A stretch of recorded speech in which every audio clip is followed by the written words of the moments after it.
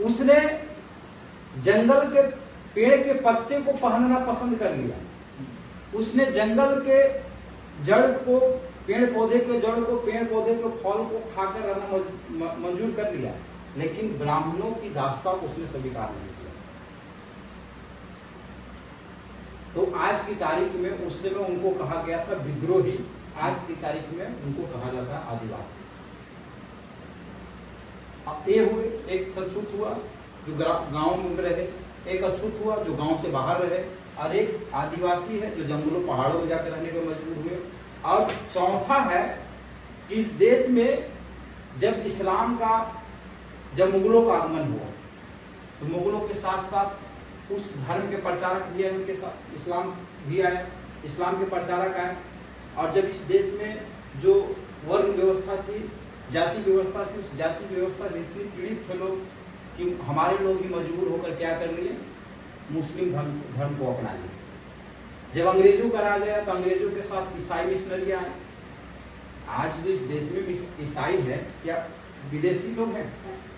बड़े संख्या में आदिवासियों ने ईसाई धर्म को एक्सेप्ट किया है, शेड्यूल कास्ट के लोगों ने किया, ओबीसी के लोगों ने किया है, ईसाई धर्म को कबूल कर लिए।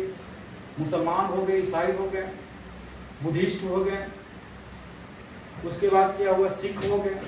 तो शेड्यूल ओबीसी से, शेड्यूल कास्ट से, शेड्यूल ट्राइब से समय समय पे जिन लोगों ने धर्म परिवर्तित करके दूसरे धर्मों में चले गए, उनको हम कहते हैं धार्मिक अल्पसंख्यक।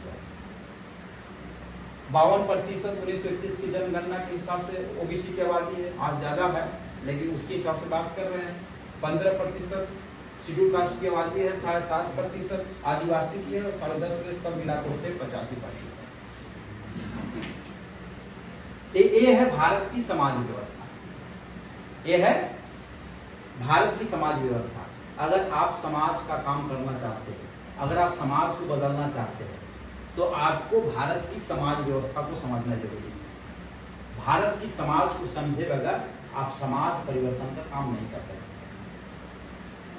तो अपने देश में दो तरह की व्यवस्था है साथियों, एक है समाज व्यवस्था। समाज व्यवस्था कैसी है? जो समाज व्यवस्था है, ये समाज व्यवस्था ऐसी है, समाज व्यवस्था जो है, अगर इसको हम लोग समझना चाहें तो इसको हम लोग समझ सकते हैं कि भारत की जो समाज व्यवस्था है वो ट्रिएंगुलर है। वो कैसी है?